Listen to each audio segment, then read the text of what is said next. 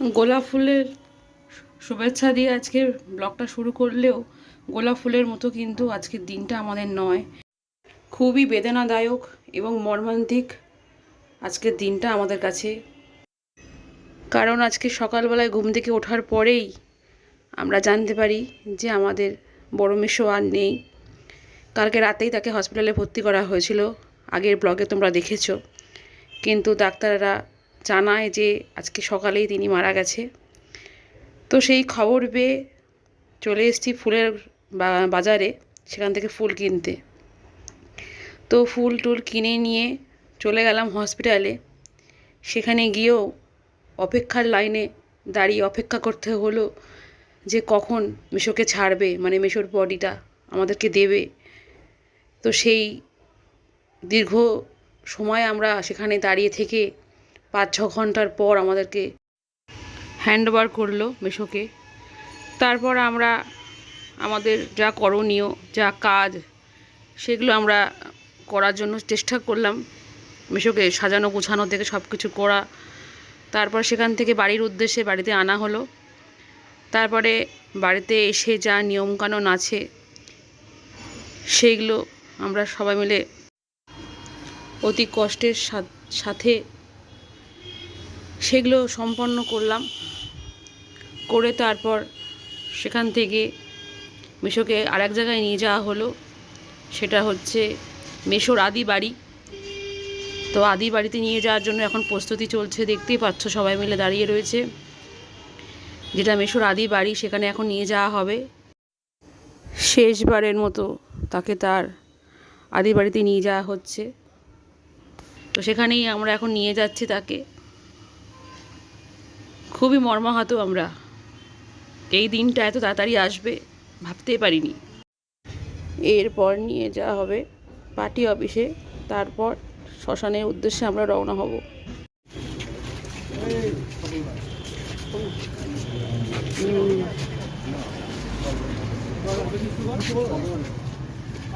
আমাদের 18 নম্বর তথা প্রাক্তন মানে পুরনো 14 নম্বর ওয়ার্ড এবং বর্তমান 18 নম্বর ওয়ার্ডের বা রেলের পূর্ব ওয়ার্ডের ডানপন্থী নেতা বা জাতীয়তাবাদী নেতৃত্ব হিসাবে খোকন মোহাম্মদ একজন পরিচিত মুখ ছিলেন এবং বহু আন্দোলনের সাক্ষী ছিলেন।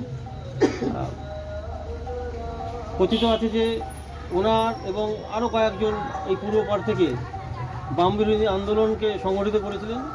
ওনার আজকে বিদায় বেলা, এই বিদায় বেলায় আমরা গভীরভাবে শোকাহত। ওনার পরিবারের প্রতি আমাদের সমবেদনা রয়েছে।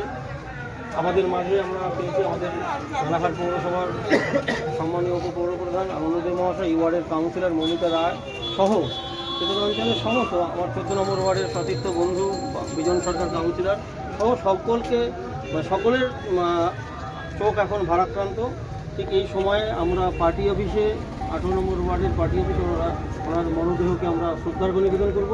আমি প্রথমে অনুরোধ করব, তুমি দেবো তো? আমি আমাদের বয়োজ্যেষ্ঠ বর্ষিয়ান তপন মালী, অন্যতম একটি পরিবার জাতীয়তাবাদী আন্দোলনের, সেই তপন মালীকে আমি বলবো আমাদের দলের ফ্ল্যাগটি তার মরদেহের ওপর অর্পণ করতে। এবং আমি মৌমিতা রায় কাউন্সিলর, তাকে বলবো পুষ্প অর্ঘ্য নিবেদনের মধ্যে দিয়ে তাকে শেষ শ্রদ্ধা জানাবার জন্য।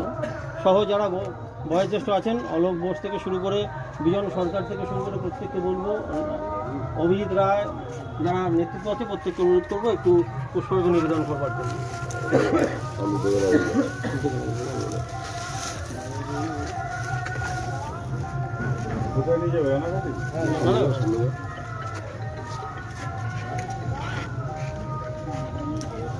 ঠিক আছে আপা, হ্যাঁ তো তাহলে তুমি একটু ফুল দাও। হ্যাঁ তাহলে ফুলটা ঠিক আছে। আমরা এবার 1 মিনিট নীরবতা পালনের মধ্যে দিয়ে ওনার প্রতি শ্রদ্ধার্ঘ্য নিবেদন করবো আমাদের দলের তরফ থেকে। পৌঁছে গেলাম আমরা শ্মশানে।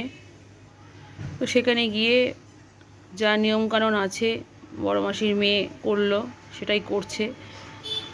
তো নিয়মকানুন ওকেই করতে হচ্ছে, কারণ ও একাই সন্তান, ওর কোনো ভাই বা বোন নেই। সেই জন্য ওকে দিয়ে সমস্ত নিয়মকানুনগুলো করানো হচ্ছে এক এক করে। খুব ভালোভাবে নিয়মগুলো করেছে, কোনো নিয়মকানুনের মধ্যে বাদ যায়নি, সমস্তটাই সে সুন্দরভাবে করেছে। ওর মা বাবার কাছে ও একটা ছেলে আবার একটা মেয়েও, দুটোই, কারণ একমাত্র সন্তান যেহেতু, সেই জন্য ছেলে মেয়ে বলে কোনো পার্থক্য নেই। তাই পুরো দায়িত্বটাই সে পালন করেছে। আগামী দিনগুলোতেও যা যা নিয়ম আছে সবটাই সে পালন করবে। সাথে আমরাও ছিলাম সবাই মিলে, কাজটা যাতে ঠিকভাবে সম্পূর্ণ হয় সেই চেষ্টাই আমাদের মধ্যে ছিল। তো ওই মাসির মেয়ে এখন শেষ কাজটা সম্পন্ন করছে। তো সাথে মামা রয়েছে, বড় মামা। যেহেতু ওর শরীরটা ভালো লাগছিল না, খুব মাথা টাথা ঘুরছিল, সেই জন্য মামা ওকে ধরে রেখেছে। তো মামা ওর সাথে ছিল সমস্ত কাজটায়। সো কাজটা হচ্ছে এখন। দেখো এই দিনটা যে এত তাড়াতাড়ি আসবে আর এরকম হট করে যে আসবে কেউ ভাবতেই পারেনি।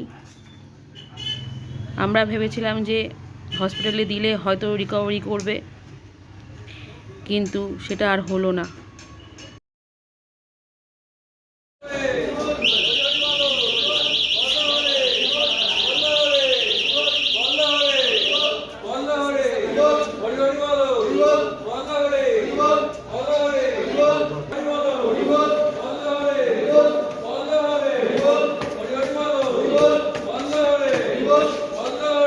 বাবু আগে আগে যেও না, দাঁড়াও।